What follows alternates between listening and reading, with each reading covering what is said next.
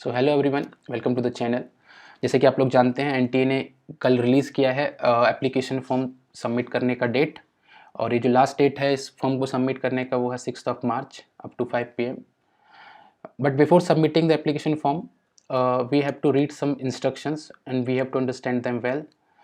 तो उस चीज़ को समझते हैं आज कि वो क्या क्या इंस्ट्रक्शन एनटीए ने रिलीज़ किए हैं जीपेट फॉर्म सबमिट करने से पहले। So first of all we have to click on this link, then it will redirect us to different website. Let's click on OK। यहाँ पर एक खुल कर आएगा और क्योंकि हम लोग पहली बार रजिस्ट्रेशन करने जा रहे हैं तो we have to click on this new registration icon. इस तरीके का पोर्टल आपके सामने खुल कर आएगा और यहाँ पर देख सकते हैं कि 3 स्टेप में हम लोग रजिस्ट्रेशन जो है कर सकते हैं जीपेट के लिए। First we have to register ourselves, then we have to fill the application form, we have to complete the details, then in next section we have to pay the fee। तो सबसे पहले हमको क्या करना है as per the instruction given by the NTA, सबसे पहले हम लोगों को ये यहाँ से डाउनलोड करना है। ऑल्दो मैं इस पर बहुत बार क्लिक कर रहा हूँ बट वो क्लिक नहीं हो पा रहा है, मतलब डाउनलोड नहीं कर रहा है इस चीज़ को। बट लेट इट बी, हम आगे चलते हैं। तो उन्होंने बोला है सबसे पहले कि स्टेप में please download and read carefully the information bulletin instruction, जो कि डाउनलोड नहीं हो रहे हैं अनफॉर्चुनेटली।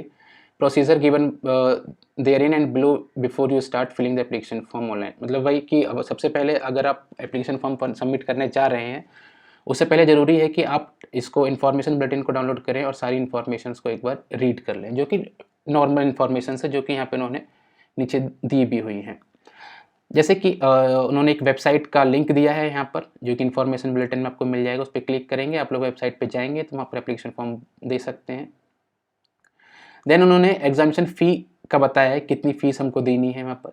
अगर आप जनरल कैटेगरी से आपका जेंडर मेल है तो आपको 2200 रुपीज़ पे करने, 2200 रुपये आपको पे करने हैं एप्लीकेशन फॉर्म को सबमिट करने के लिए।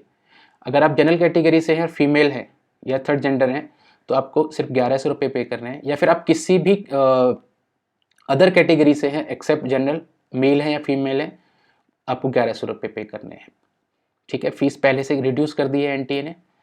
और उसके बाद जो आपके सर्विसेज हैं जीएसटी हैं वो आपके पे करने पड़ेंगे आपको। जो भी आप मान लीजिए आप क्रेडिट कार्ड से करते हैं, डेबिट कार्ड से करते हैं, वो पेमेंट आपका है, वो आपको पे करना पड़ेगा। देन इन्होंने एक इंस्ट्रक्शन दिया है यहाँ पे, the candidate is requested to fill in the application form very carefully, no corrections will be permitted once the application form is submitted. Although वो लोग ऑब्वियसली करेक्शंस के लिए दो दिन उन्होंने दिए हैं, 7 to 9 मार्च 2 दिन करेक्शन होता है। लेकिन मेक श्योर कि यहाँ पर जो आप अपनी ईमेल आईडी जो वहाँ पर डालेंगे वो ईमेल आईडी आप चेंज नहीं कर सकते हैं, क्योंकि उस ईमेल आईडी से ही आपका रजिस्ट्रेशन जो है वो एक नंबर वहाँ पर जनरेट होता है।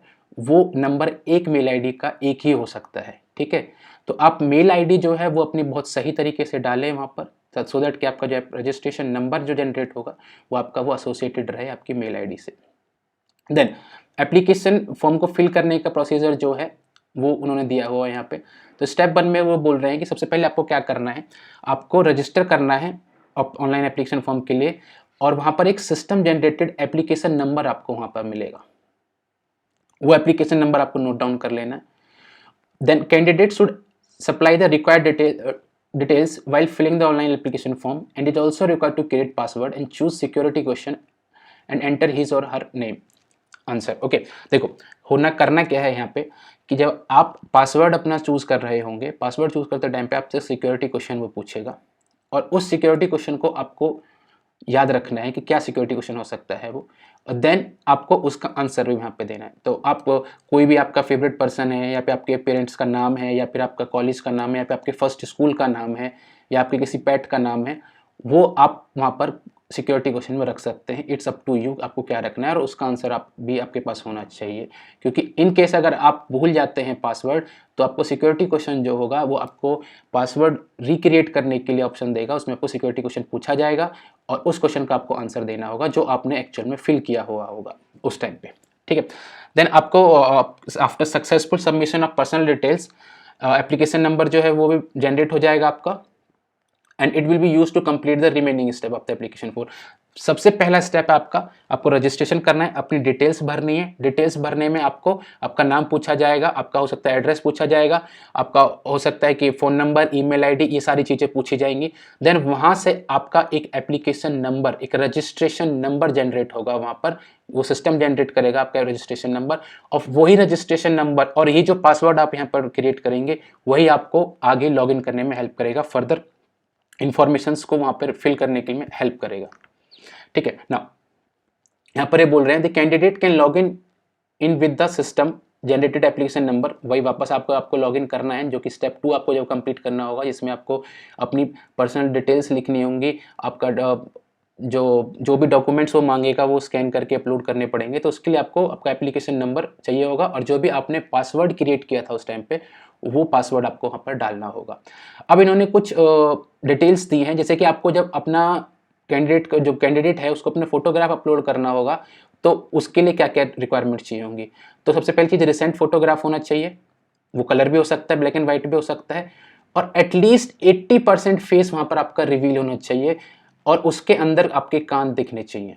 ठीक है, और वाइट बैकग्राउंड होना चाहिए, इंपॉर्टेंट चीज़ें हैं यहाँ पर, वाइट बैकग्राउंड होना चाहिए। 80% फेस जो है वो आपका वहाँ पर रिवील होना चाहिए उस फोटो के अंदर।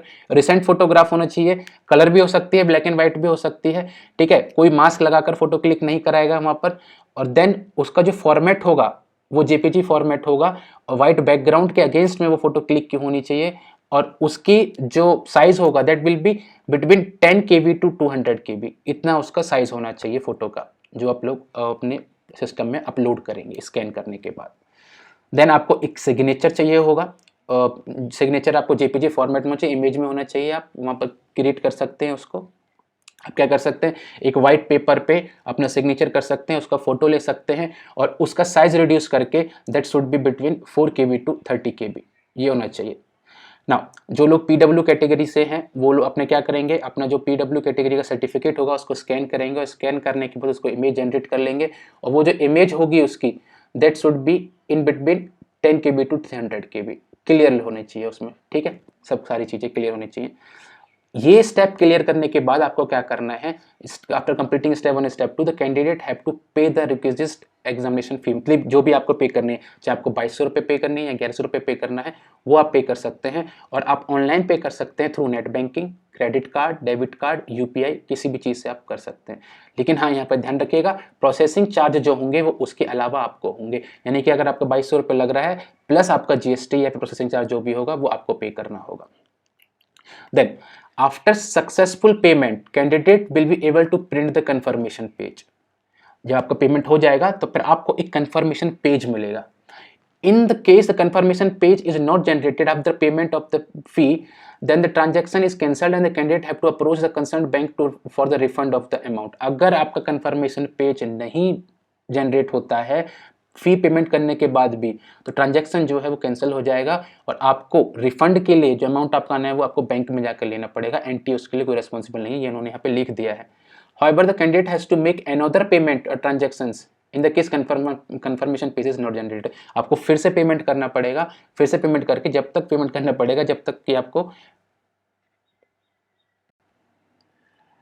Now let's come to sixth important instruction that is related to the password. ठीक है, उन्होंने ये बोला है कि during online form filling the candidate will require to choose password. Obviously हम उस बारे में बात कर चुके हैं। देन दे ऑल्सो सेड कि security question and its answer. तो आपको क्या क्या चूज़ करना है उस टाइम पे जब आप रजिस्ट्रेशन कर रहे होंगे, वहाँ पे एक पासवर्ड चूज़ करना है आपको, एक सिक्योरिटी क्वेश्चन चूज़ करना है, और उसका एक आंसर चूज़ करना। और कैंडिडेट को एडवाइस किया है यहाँ पर, उन्होंने बोला है कि आपको उसको याद भी रखना है ताकि आप फ्यूचर में जब भी लॉगिन करें तो आपको वो पासवर्ड याद रहे। For subsequent logins, the candidate will be able to log in directly with their respective system unit application number और chosen password। मतलब आपको जब भी लॉगिन करना होगा, मान लीजिए आज आपने रजिस्ट्रेशन किया लेकिन आपको फीस जो है वो 2 दिन 3 दिन बाद भरनी है, तो आप क्या कर सकते हैं उसमें कि जो आपका एप्लीकेशन नंबर है, सिस्टम जनरेटेड एप्लीकेशन नंबर है, वो डालेंगे, और आपने जो पासवर्ड दिया था वो डालेंगे, उससे आप लॉगिन कर सकते हैं।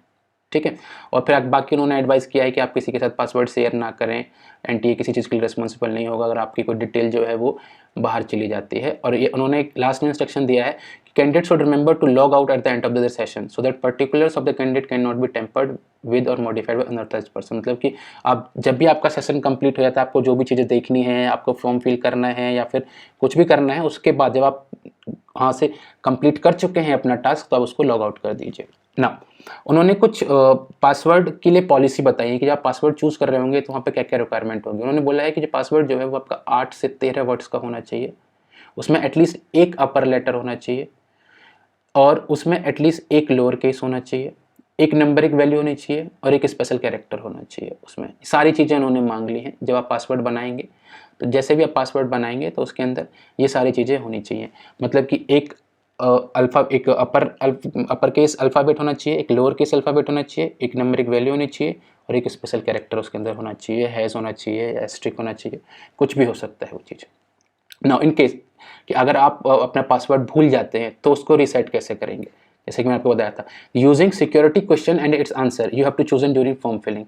जब आपने उस टाइम पे सिक्योरिटी क्वेश्चन और उसका एक आंसर दिया था तो उसके थ्रू आप अपना रीसेट कर सकते हैं पासवर्ड को।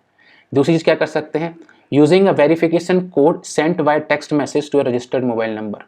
दूसरी ये तरीका है कि आप उनको बोलेंगे कि वेरिफिकेशन कोड आपको भेजेंगे, उससे आप जैसे जो आपका रजिस्टर मोबाइल नंबर होगा उस पर SMS आएगा और उससे आप वेरीफाई करके अपना पासवर्ड रीसेट कर सकते हैं। या फिर क्या हो सकता है कि जो आपने रजिस्टर्ड मेल आईडी वहाँ पे डाला था, जो आपने मेल आईडी जो रजिस्ट्रेशन के टाइम पे डाला था, उस पर एक रीसेट लिंक आएगा, उससे भी आप पासवर्ड को रीसेट कर सकते हैं।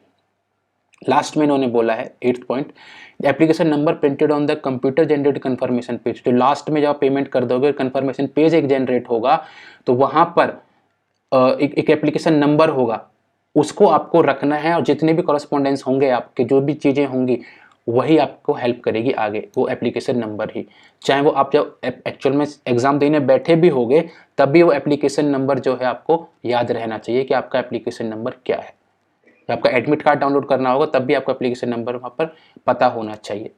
देन ये सारे इंस्ट्रक्शंस पढ़ने के बाद you have to click on this link और उसके बाद आप क्लिक करेंगे click here to proceed for the registration. ये रजिस्ट्रेशन के लिए आपको लेकर चला जाएगा और रजिस्ट्रेशन में जो है यहाँ पर आपको पर्सनल डिटेल्स भरनी है। देन आपको वहाँ पर आपका एड्रेस भरना है, प्रेजेंट एड्रेस, परमानेंट एड्रेस भरना है। देन वहाँ पर आपको पासवर्ड चूज़ करना है। पासवर्ड चूज़ करने के बाद आपको सिक्योरिटी क्वेश्चन चूज़ करना है और सिक्योरिटी क्वेश्चन चूज़ करने के आप कर सकते हैं विच वेबसाइट यू रियरली विजिट और what is the name of your first school, what's your neighbours pet name, what's the registration number of your first vehicle, what which is your favourite book. ये सारे questions आप choose कर सकते हैं और आपको उसका एक आंसर रखना होगा। आंसर रखने के बाद यहाँ पर एक सिक्योरिटी पिन है, उसको क्लिक करेंगे, सिक्योरिटी पिन को टाइप करेंगे, यहाँ पर टाइप करने के बाद सबमिट कर देंगे तो आपका पहला जो स्टेप होगा वो कंप्लीट हो जाएगा। इसके ऊपर हम एक डिफरेंट वीडियो बनाएंगे। इस वीडियो में हम इतना ही रखते हैं। थैंक यू सो मच, मिलते हैं नेक्स्ट वीडियो में।